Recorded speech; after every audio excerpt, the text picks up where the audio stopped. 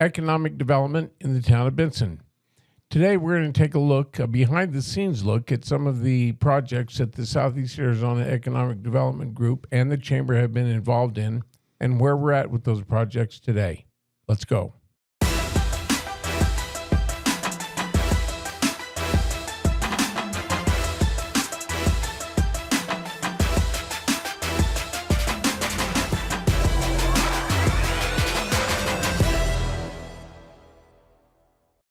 Hello, everyone. Welcome back. I'm your host, Jeff Oldfather, for this episode of the Southwest of Center podcast.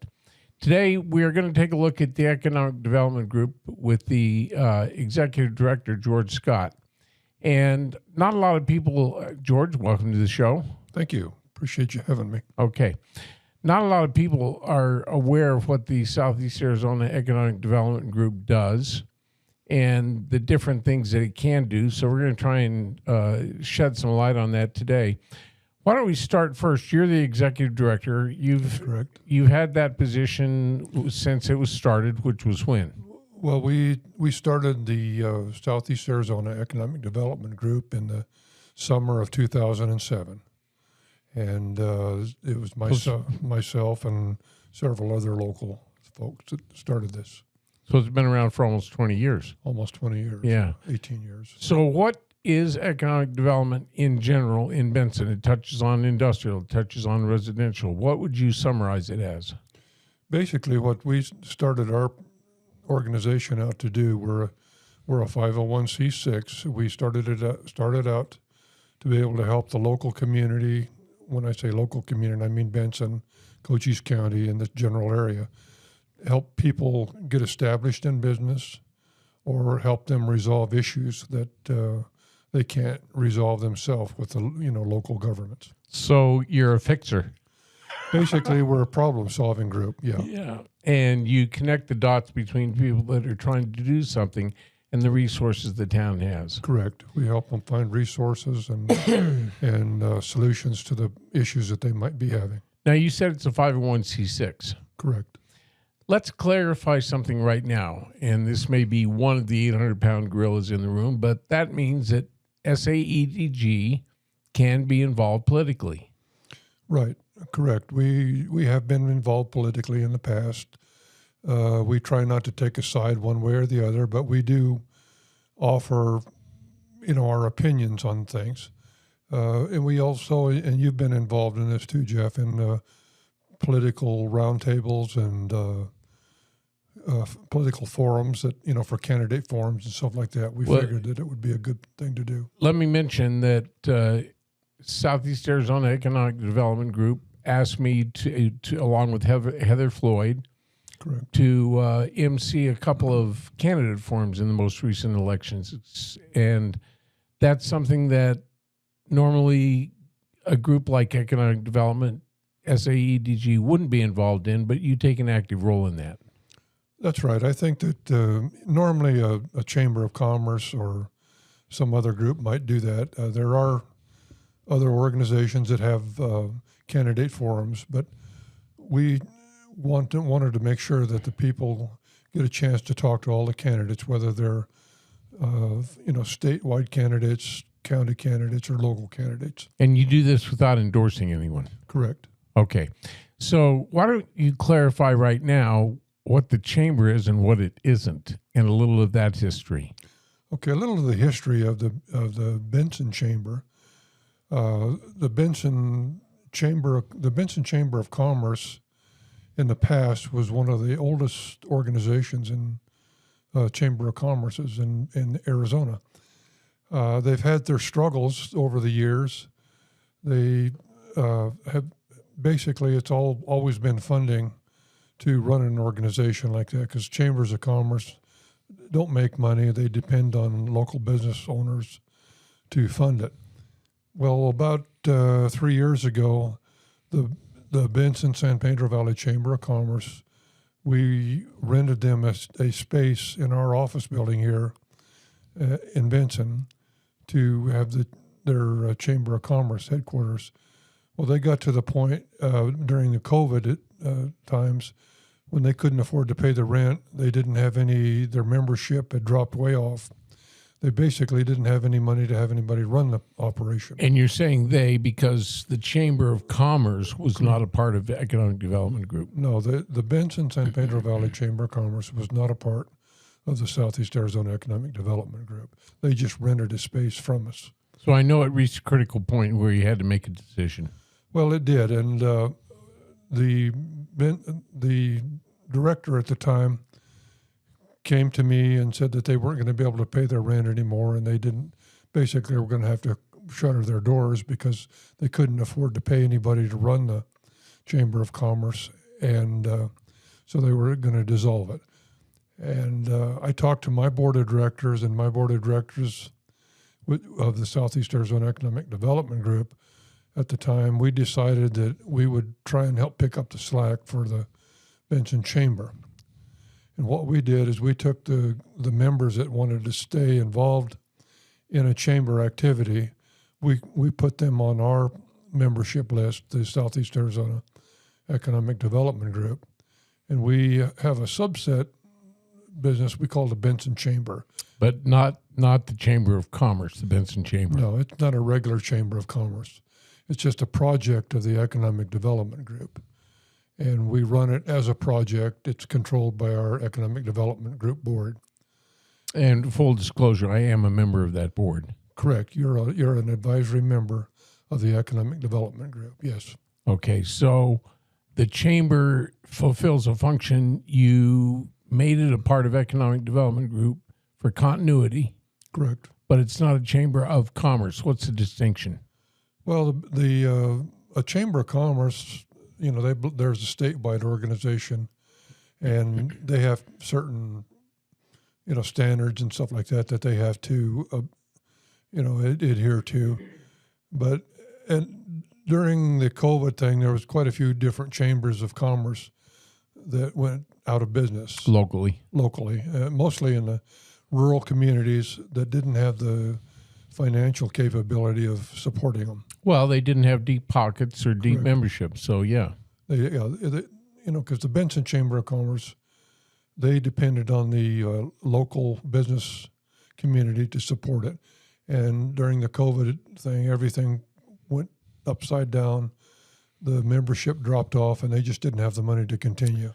So therefore, they dissolved the Benson San Pedro Valley Chamber of Commerce. Well, and in fairness, we have to say that, especially in rural communities like Benson, a lot of businesses were hit hard. They lost revenue. They lost customer base. Many shut down.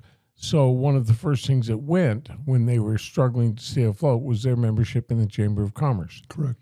So there was really very little that could be done about that. Correct. Now, George, I know there's been some criticism leveled at the Chamber of Commerce, as many people still think of it. What is it that you think expectations are? Because I know what the Chamber does.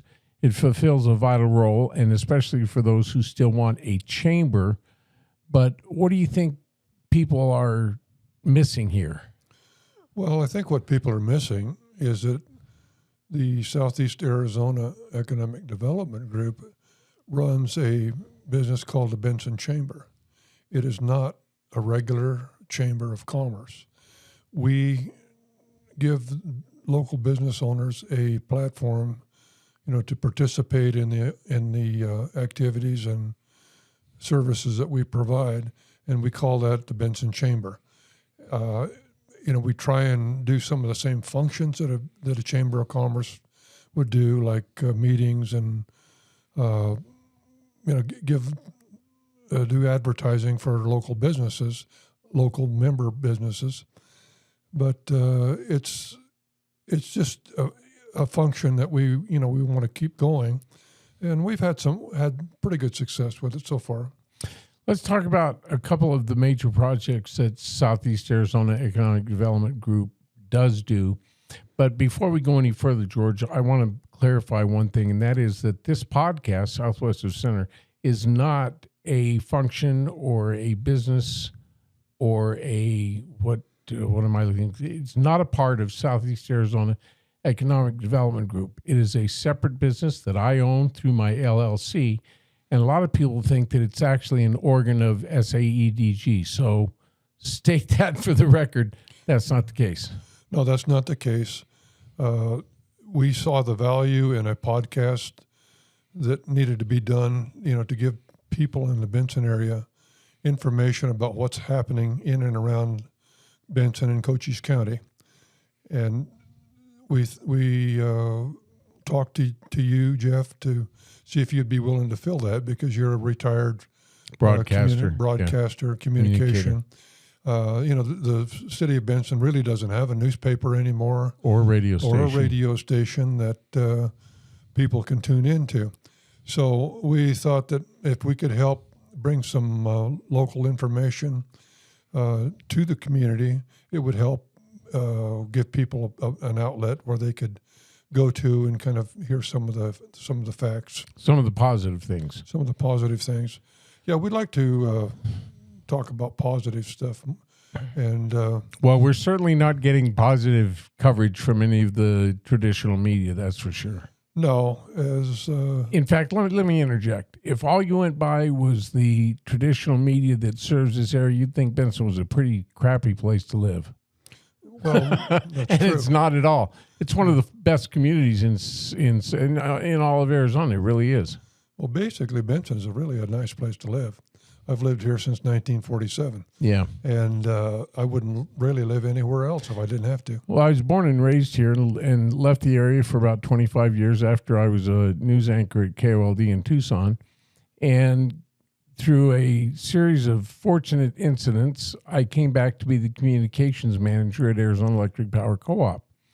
Best thing that ever happened to me, except, of course, working here on my own podcast. But no, it is. It's a great community. The schools are good. We are poised for a lot of positive development.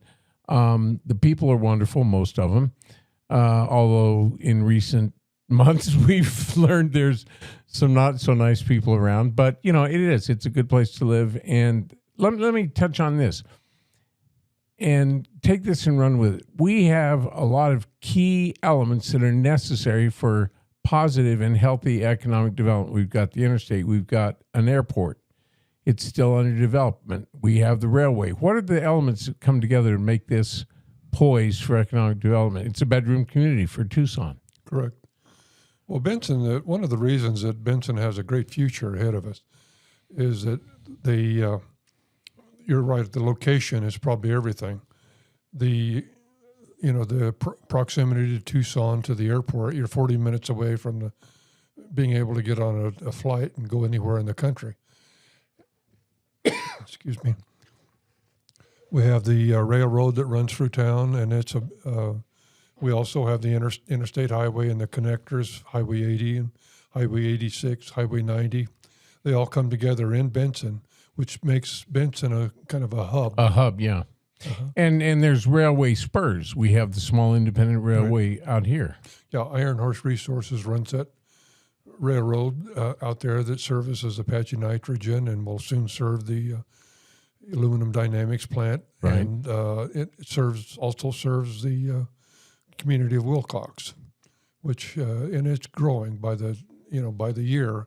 Every year that railroad picks up more business locally, and here in Benson and also in the Wilcox area. A lot of people probably aren't even aware that we have our own independent railway company. Correct. Yeah. So, George, what is the key, do you think, to positive economic development? Because we have all these elements, but you've got to get the word out. And the airport is a critical part of that development, isn't it? The airport is. It's been kind of a neglected asset in the Benson area since it was built. And I have different theories on that, but I believe that the current mayor and council and the city staff they're going to be addressing that here in 2026, and hopefully they'll be able to find a way to bring more business to that airport. I know there are companies that want to be at the airport because I've dealt with them in the past, but there just hasn't been the correct leadership to bring those businesses in, and I think that's changing now as we speak. Now, I think one of the most successful things that Southern Arizona Economic Development Group does right now is the quarterly networking luncheon. Correct. And by the time people see this podcast, it may already be passed for January, but let's assume not. Tell us a little bit about the luncheon, what people can expect. Because it's become so popular, you fill the room beyond capacity. We do. We started doing our what we call a network luncheon quarterly. We do it 3 times a year and more if it's needed. But at that luncheon, there's usually around 50 to 60 business leaders in the luncheon. We bring in speakers At Cochise College. at Cochise College in Benson. Benson campus. Yeah, and we bring in speakers that have projects going in and around Cochise County, and we try and give a update as to what the projects are about and what people can expect from it. We do this, like I say, 3 times a year, once in January, once in May, and then again into September. And it's been very successful. It's a reservation only, and it's only open to our Members, membership. yeah, which is growing, by the way. It's growing, and we see it as an outlet to provide information on projects here and around Benson. Well, you've had keynote speakers that include people like Juan Ciscomani, our 6th Right. District Congressman, Leo Marquez Peterson. Who are some of the other notables that we've had? Well, we've had, a lot of politicians want to be speakers, but we have to kind of limit that. Yeah. We I only mention it because it is notable that it attracts. yeah. Congressman Ciscomani has been a big supporter of our organization, and he really likes to come to Benson because there's a lot of support for him in the Cochise County. Some of the other companies that we have brought in to speak is like HUD Bay, the Copper World Project.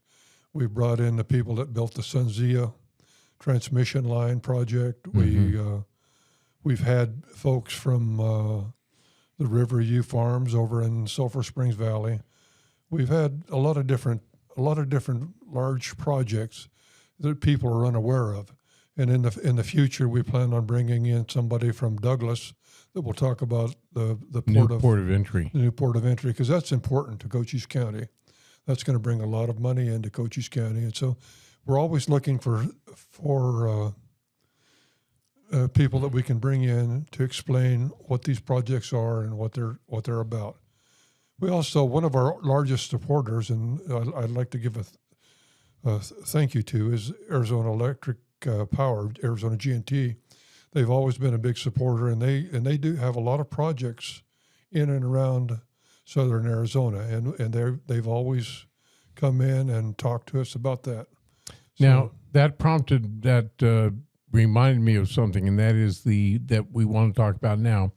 The Benson Fuel Farm, the aviation fuel farm. And the reason I think about it is because of Arizona Electric Power Cooperative and the fact that I was working at the time as the communications manager at APCO when Economic Development Group became very involved with the city in trying to find funding sources for that. And the Rural Economic Development Loans and Grants Program that APCO administers was the source for 2 loans that made the project possible. Why don't you explain a little bit about Southern Arizona Economic Development Group's role in that and how much it means to the community, what it's already done to turn the airport around? Well, that's part of our organization. It was to do problem solving and figure out how to make deals work. And one of the things years ago, it's been, I can't remember, Jeff, probably 10 years ago, that you and I started working on finding funding for the Benson Fuel Farm. At the time, the Benson Airport didn't really have a reliable source of fuel for pilots that would want to stop, and they needed fuel for their airplanes. And we need to explain why that's such a buzzkill, if you will, when it comes to development, because they have to schedule. They're going to stay away from the airport because of that. Correct. There was a gentleman out there, and I think he's still out there working, that has a fuel truck. But what the people at the city were always talking about was having a 24-hour, 7-day-a-week reliable source of fuel. So the best idea for that was a fuel farm. And so I talked to APCO, to you, and to the leaders there about possibly using the Red Leg Loan Program to help the city of Benson find funding for a self-serve fuel farm. And the APCO stepped in there. It was it was just a problem-solving thing. And we talked to the city leaders, the city manager, and the city engineer. USDA. They were all part of that. They saw the value in having a fuel farm out at the Benson Airport. So I need to jump in here and explain what a fuel farm is. It's construction of a facility that has a steady supply of fuel on hand, so the tanks, and an airplane can taxi up to the pumps just like you drive your car up to a pump any time of the day or night, put in a card, pay for the fuel, and taxi away and fly off. Correct. So it's a fuel pumping facility. Correct. Anyway, that's what we're talking about, and it took a lot of pieces coming together to make that happen. Yes, it did. It took convincing the mayor and the staff that would be a good way to do that, and that the whole funding was helped. We had the USDA and APCO were a big part of helping put that funding together for the city. Well, the reason that was so critical is because it had to be affordable. The city could not go out and solicit or take on a commercial loan from a commercial enterprise because the interest rates were too high, the terms were too short, and the flexibility of the USDA's Red Leg Loan Program really made the difference, didn't it? Yes, it did, and it took quite a while. It took a couple of years. 2 years. Took 2 years, I believe, to put the project together. Well, you know why that is. It was started during COVID. Yeah, it was the kind of a bad timing, but we got it done. Now the city has a reliable fuel source out there, which they advertise, and there's a lot of the medical helicopters come out there. The people flying across country can stop and get fuel. They don't have to go into Tucson International or one of the busier airports. They can stop in Benson, get fuel, and continue on their way. And well, it's a revenue source. It's a big, it's a revenue source for Benson. It's not, Benson's not getting rich off of it, but it is a revenue source, and it's something that in the future, when a business is looking to locate at the airport, that will be part of their decision making, is that there is a fuel source, for an aviation related business. Well, it pays for itself, covers some of the cost, and there's some employment involved there, so it really ticked off all the boxes. Correct. But see, that's part of what our economic development group was started for, is to help figure out how to put deals like this together. It did take quite a bit of time. It was frustrating at times, but we got it together. And that's why our board of directors is made up of several different. Yeah, what is the makeup of the board? People need to understand that. The makeup of the board. And skip me because. Yeah. Well, what I look for and what we look for as our board of directors is we look for people that have the best interest of Benson and Cochise County in mind. That want to see progress, and they want to see new, better living conditions. So you're the executive director. You Correct. Report to the board. Correct. I have been the executive director since day one, and let's just go back to 2007. In 2007, we sat down with a few of us. I was the mayor of Benson until 2007, and Mark Finn took over as mayor in 2007. Finn Builders. Finn Home Construction. And we talked about a group of folks that could help the communities like Benson find new projects and help figure out how to put them together. So the original board of directors was made up of Larry Dempster, who was the owner of the Cowboy Way and the Benson ice cream store. He was one of the original presidents.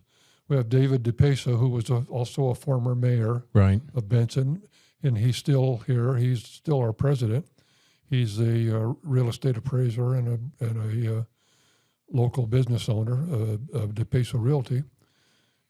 We looked for people that could help put projects together, and Mr. Les Thompson, who was ending his term as on the Cochise County Board of Supervisors, volunteered to be on our board, and Les stayed with us for several years until he moved up. I think he's moved out of town to Casa Grande.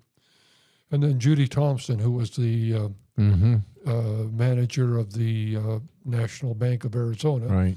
she stepped in and helped us with putting our funding together for our, so that we could have memberships and have a bank account and something Right. like that. And then also the fellow that was helped us quite a bit was a fellow by the name of Dennis Criswell out at Arizona Electric Power Co-op. He helped us with a lot of the, initial startup Concepts.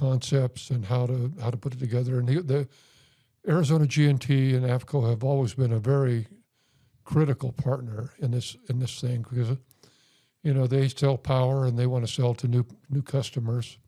And so we've always had a good relationship with APCO, Sulphur Springs Electric. A lot of people may not realize the longevity involved, but when I got here in 2010, Southeast Arizona Economic Development Group was one of the first entities that I was introduced to through APCO. So, yeah, you've been active a lot longer than a lot of people might realize. Correct. So let's talk about some other projects. I know with a caveat, there are certain things you can't talk about because they're in the works, and often people with business or industry don't want to discuss it until things actually start to happen. Right. But what are some of the projects that you could talk about or highlight right now?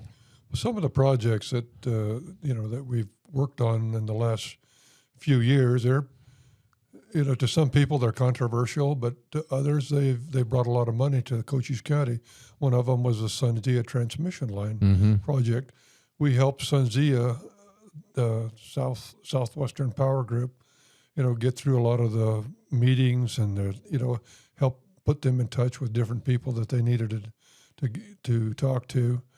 And anyway, we helped them get that thing going. We helped the Red Horse Wind Farm people back. That's been 10 years ago or longer, Right. when they were coming in looking for people to talk to. So we have what we've developed since 2007 is we have contacts with almost everybody. I can pick up the phone and talk to almost any politician or business leader or mayor or city manager anywhere in southern Arizona.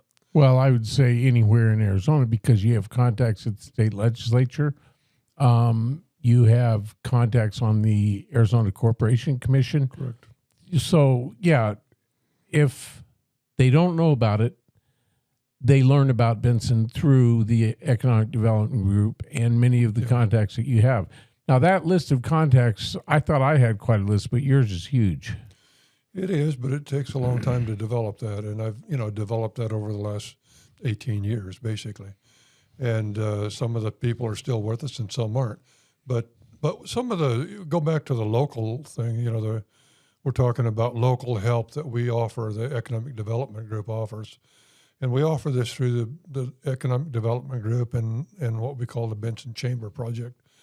If you have a business that you're having trouble getting permitted or getting a rezoning done, we can help you with that.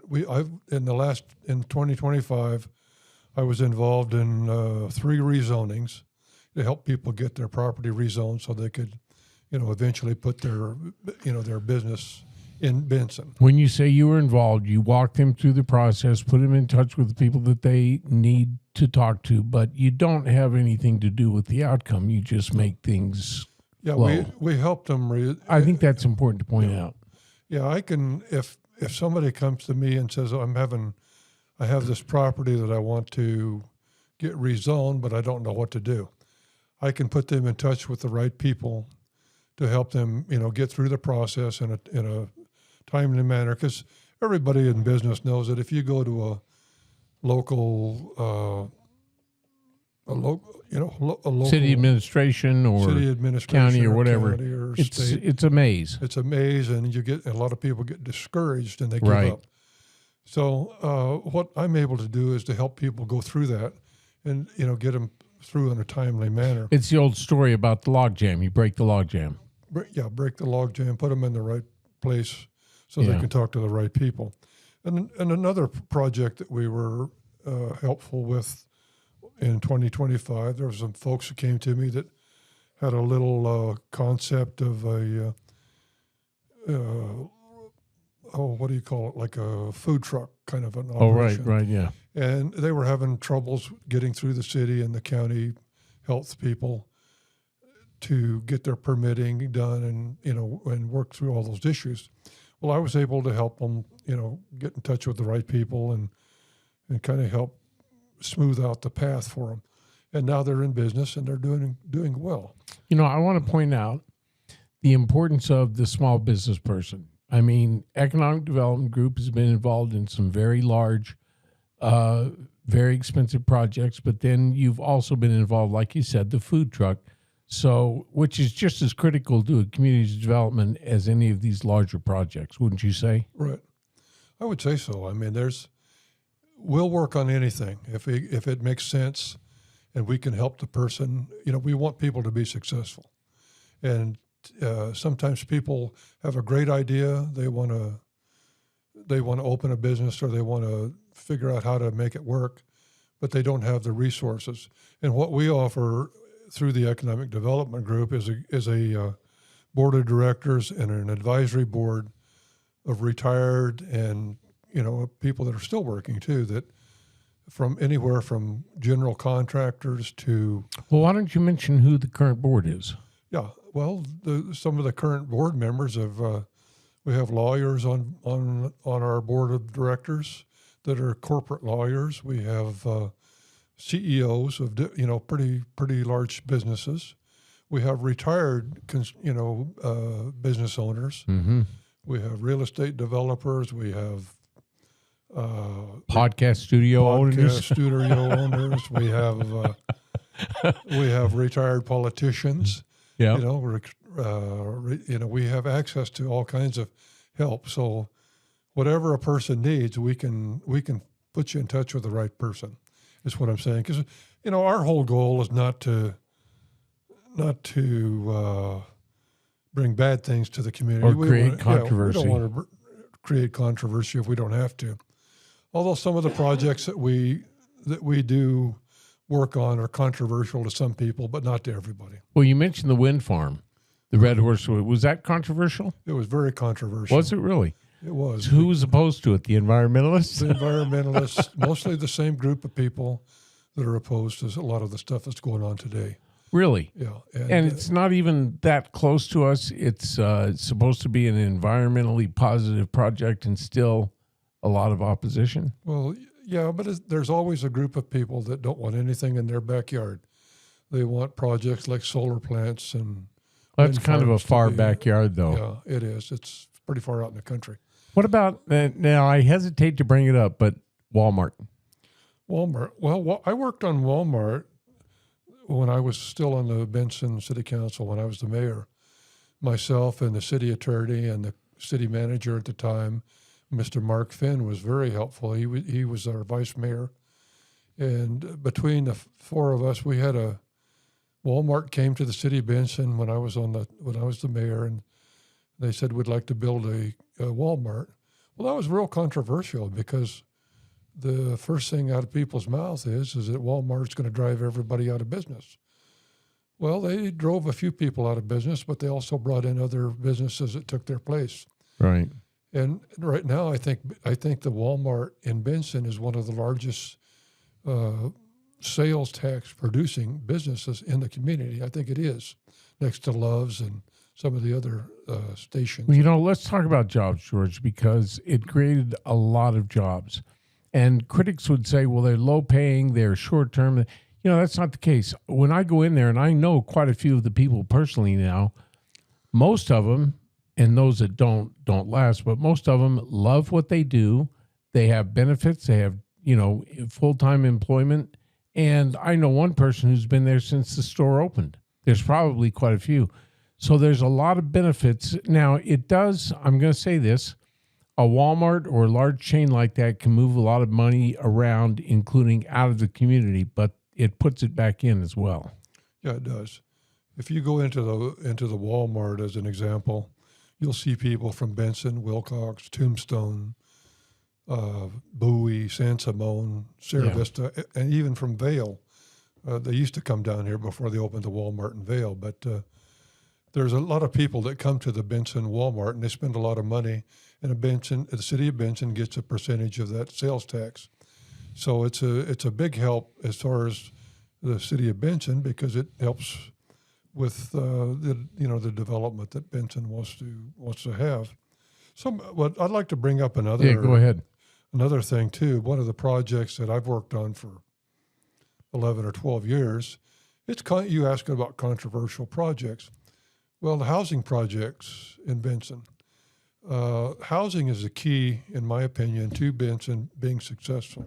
Right. And you can see that in the last 2 years with Century Complete, who came in here.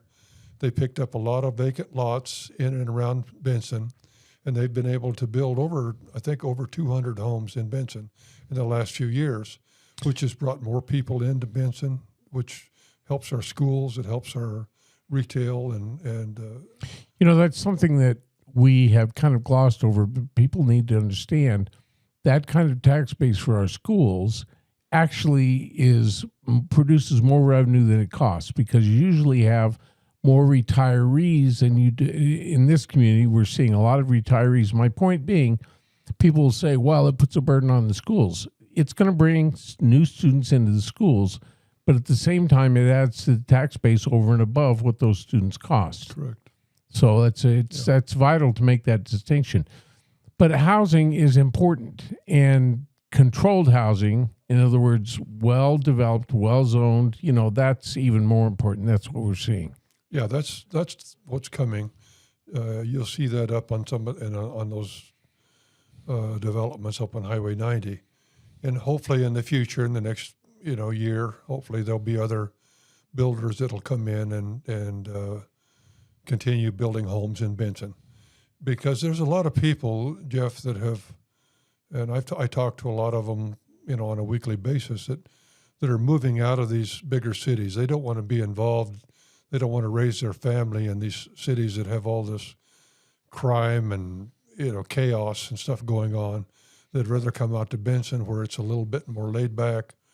The schools are nicer, the people are nicer, and you feel more of a belonging to the community. And that's one of the projects that we're working on, is to help bring more housing and more housing opportunities for people to come to Benson and live. Well, it's important also to make the distinction, George, when you say more housing, it's not high density, it's not high-rise apartments and very dense development. It's controlled development with high quality and low cost housing. I mean, the development up there, you said Century Complete, they make an incredible starter home for less than $250,000, which in this market is, manna from heaven for a lot of people who otherwise would not be able to buy a house. That's correct. And they have the services, they add to the tax base. There are impacts. We have more people, but the overall economic impact is good rather than negative. Yeah, that's true. And, like I say, the important thing to remember is Benson, when we first started this conversation, we talked of Benson as being the hub, kind of a hub city of Cochise County. Because from Benson, you can go 40 minutes to work at Amazon in Tucson. Mm-hmm. You can go to the Tucson airport, to Raytheon, or you can drive to Fort Huachuca in 35 to 40 minutes and work on base or at one of the businesses that help the Sierra Vista area. But you don't have to live there. You can live in Benson, and it's a short drive, time-wise, to get there. And there's a lot of young families that are moving this way, because we do have the services in Benson now. We have the Walmarts, we have grocery stores and good schooling for families. And so Benson's an ideal place to live, actually. You know, I want to point out the concern is always raised about water and the San Pedro River, and everyone wants to protect the river and the watershed that it belongs to. But these communities are serviced, aren't they, by the city of Benson, which doesn't draw from the aquifer or the watershed of the San Pedro. Is that correct? Well, I've never really quite understood that, but I know that Benson has a very good supply of water.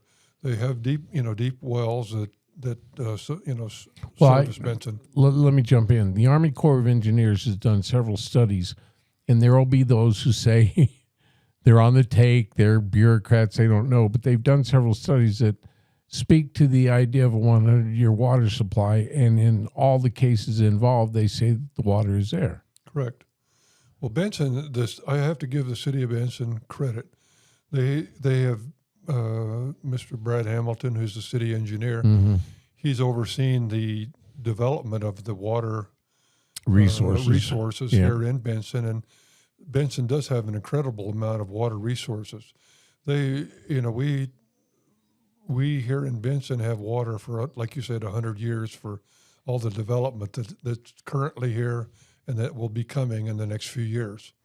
They have to keep developing new resources, but as far as draining the valley and all that, that's just scare tactics on the part of people that don't want it.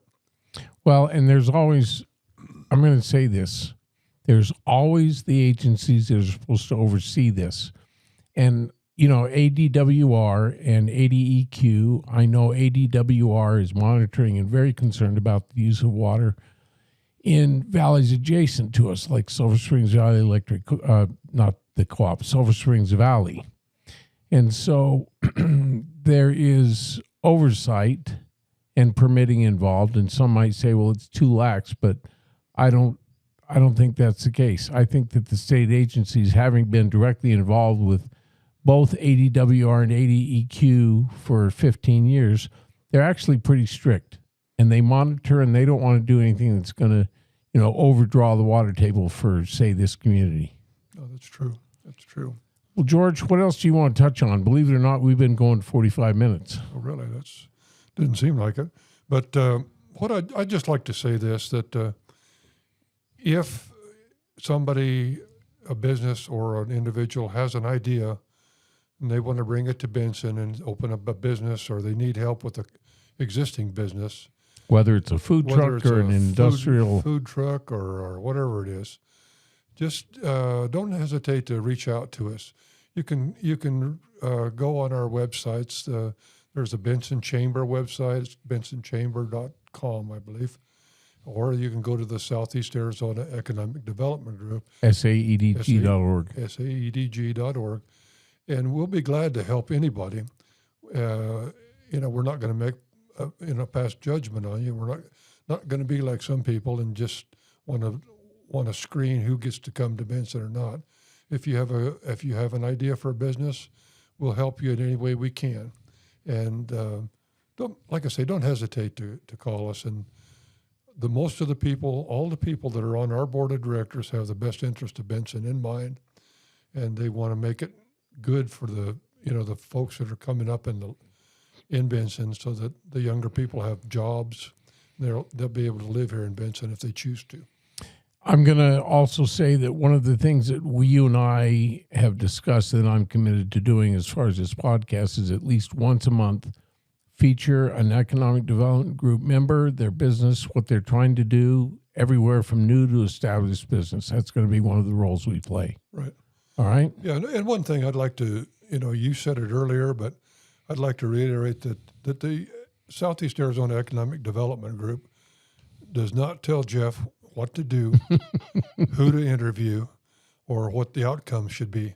This is his business. The Southwest of Center podcast is Jeff Oldfather's business. We help facilitate it, but he's the guy that runs it, and whatever he publishes is that's his choice. We don't want to try and influence that. Independent and free. I'm going to address this, though, and that is that I've not monetized this podcast up to this point. even though we've been producing now for 6 months and we're getting thousands of downloads and a lot of followers.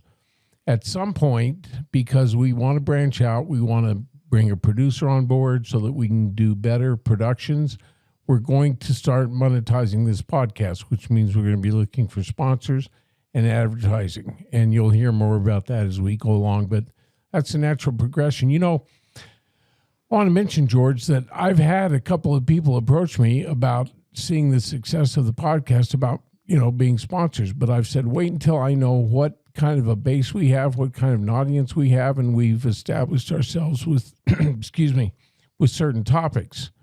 And we're getting to that point very quickly now. Well, that's good. I think that you're doing a great job, and it's a big service to the Benson community. And, we want to be able to put some good information out, basically good news for Benson.